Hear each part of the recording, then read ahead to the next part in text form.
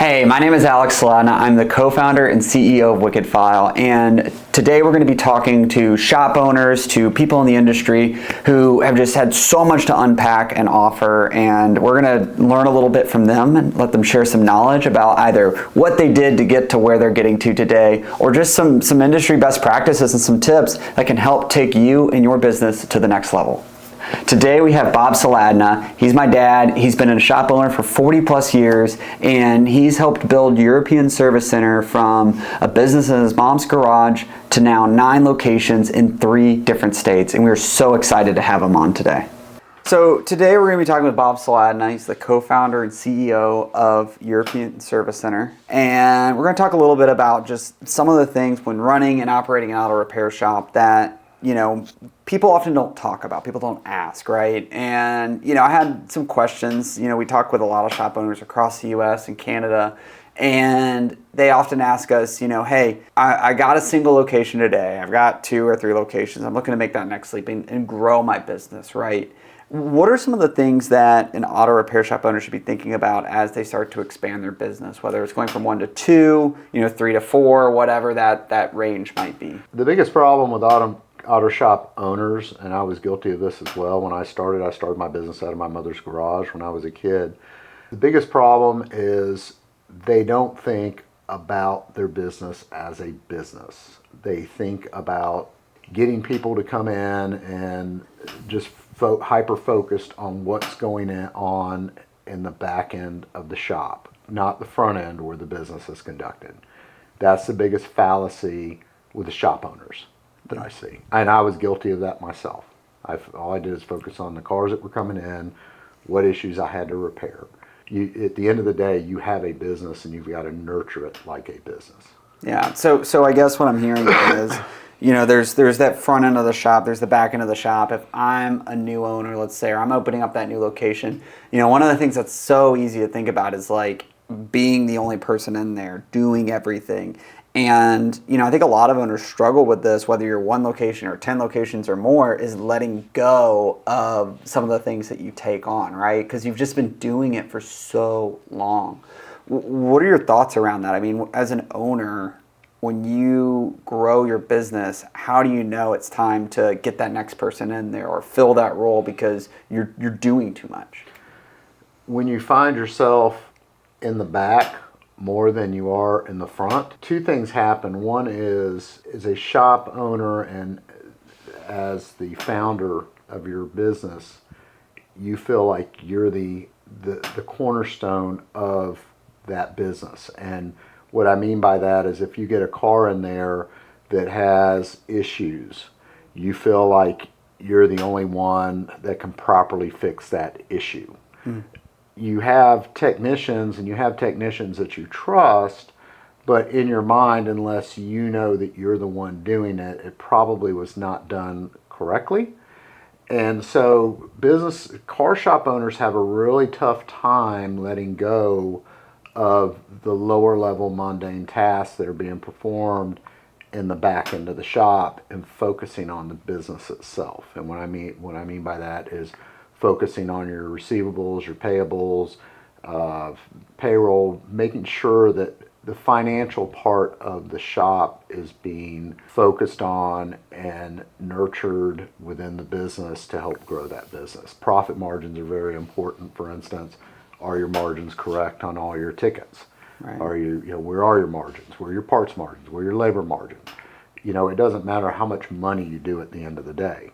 If your profit margins are low, you're probably not making money. Yeah. No, that makes sense. I mean, it kind of goes all the way back to, at the end of the day, the P&L, right? And leading the company off of the financials, like you mentioned, of the business. And, I think one of the things, too, is technology is changing so much in the auto repair space. And I see, shops all the time kind of struggle with the idea of I've got 6 different solutions that do 6 different things, right? But how do I know what tools to get for diagnostic equipment, right? Or what type of shop management system should I get? Or, even thinking about it with what we do at WickedFile, what type of solution do I need to get to help optimize and improve the back end of my business? And so what does that piece look like as an owner as you grow and buy different pieces of technology to help, hopefully improve your business, but at the same time, I kind of get the feeling that sometimes shops are afraid of overdoing it, getting too many diagnostic computers or too many, software solutions or stuff like that. The problem with the automotive industry is until I need it, I don't need it. That's the attitude. In other words, until you get stuck with that car on a Friday afternoon and you don't have that one specialty tool or that diagnostic tool that can program that body module, you never think about buying it until that happens. Yeah. Then when that happens, you think about, I need this. The problem on the front end or on the back end when you're running your business, usually what that means is somebody has ripped you off and have stolen from you. And that was my case. $180,000 over a 6-month period. I had a bookkeeper, I had a CFO, we thought we had our arms around everything. And at the end of the day, there was just so many moving pieces that it was humanly impossible for a bookkeeper to truly match every spend with an invoice or a statement, and every line item with a statement with an invoice, and every line item on the invoice with a repair order. If she did that all day long, every day for 1 or 2 shops, she could keep up with it. But that's a lot of wasted time. So when those kind of things happen, or when you have that car there, I've got a toolbox full of tools I've never used because my belief is if I don't have that tool, I'm going to need that tool at some point in time. Maybe it's a special extractor, maybe it's a puller for a pen. Or something. I would see these tools that I have needed maybe at some time in the past, and I would go out and I would buy them. You got to think about your business. The business end, the financial end, is a complete cycle. From the minute you spend $1 to the minute that dollar comes back. Whether that dollar comes back in the term of sales to a customer, or that dollar comes back in a refund. You've got to make sure whatever processes you put in place, you cover that cycle. Right. In our particular case, we had a lot of locations.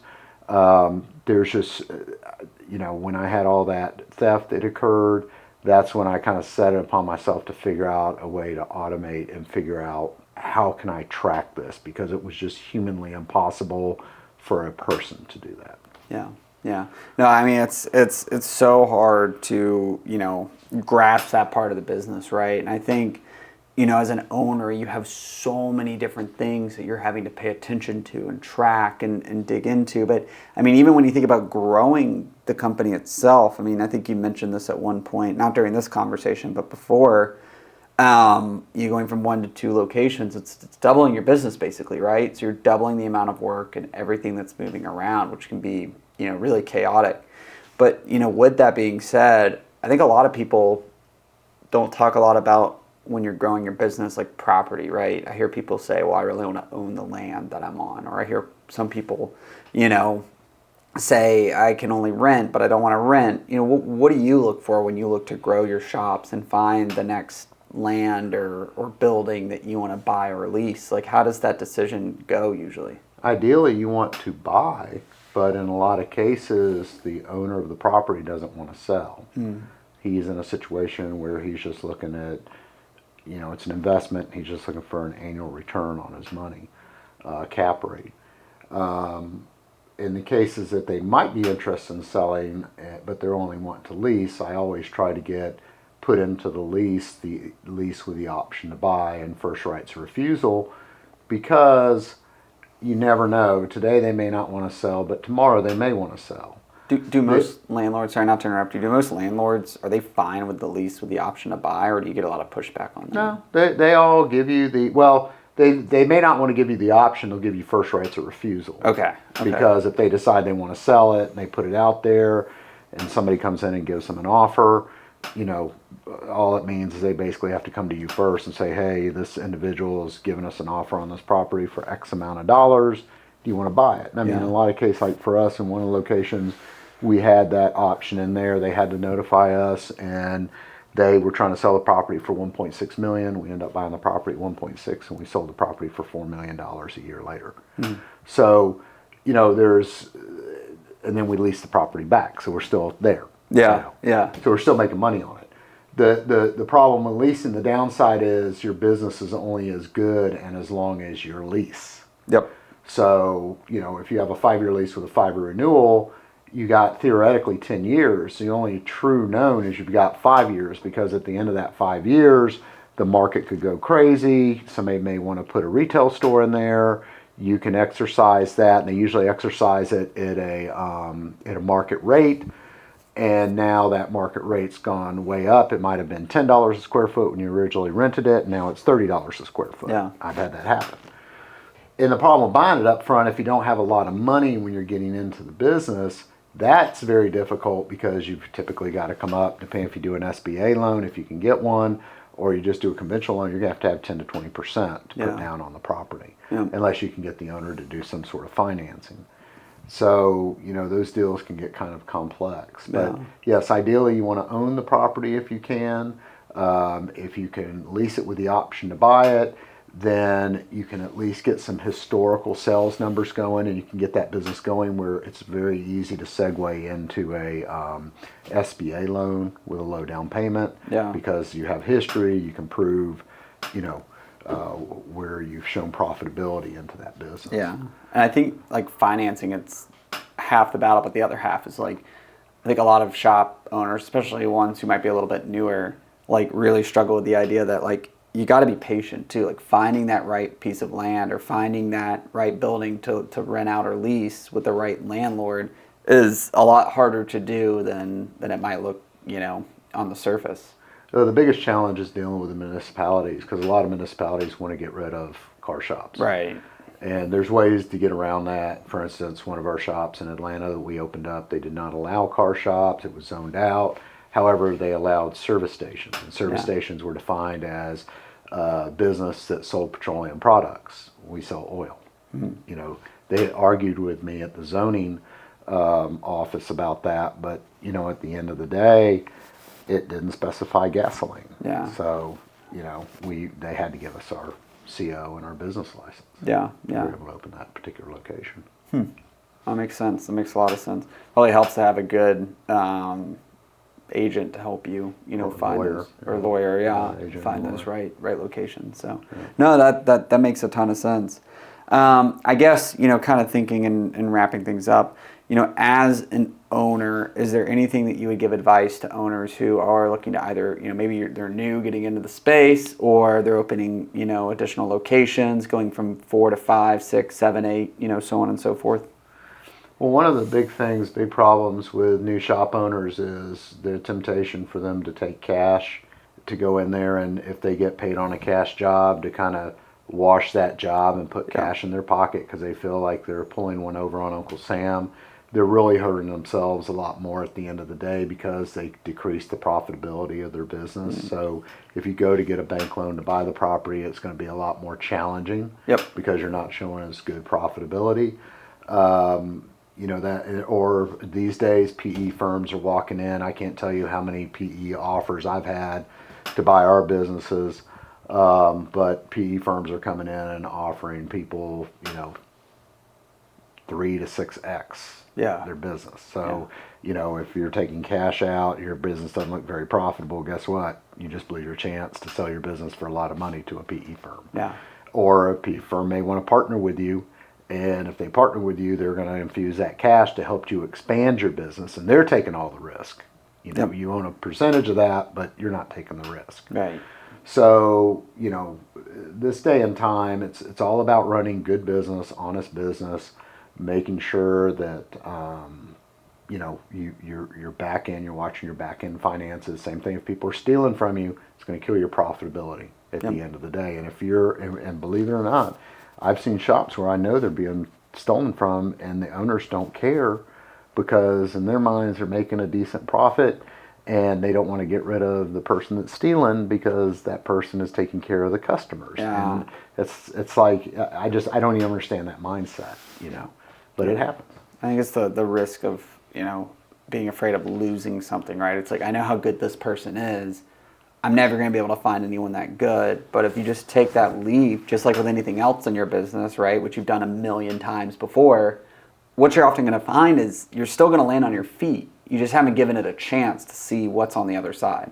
Yeah, and I can tell you, we've got a lot of good people working for us now. When we built the WickedFile platform, it got rid of a lot of bad actors, and I've got 9 locations, and I maybe spend 15 minutes a day, maybe no more than 30 minutes a day, dealing with all 9 shops. Right. Otherwise, I'm focused on building other software applications. Yeah, that makes sense. That makes a ton of sense. Well, I appreciate you joining us today. I think this is something that's super important for people in the auto repair industry, and I look forward to having you on more. Okay, sounds good. Thank you.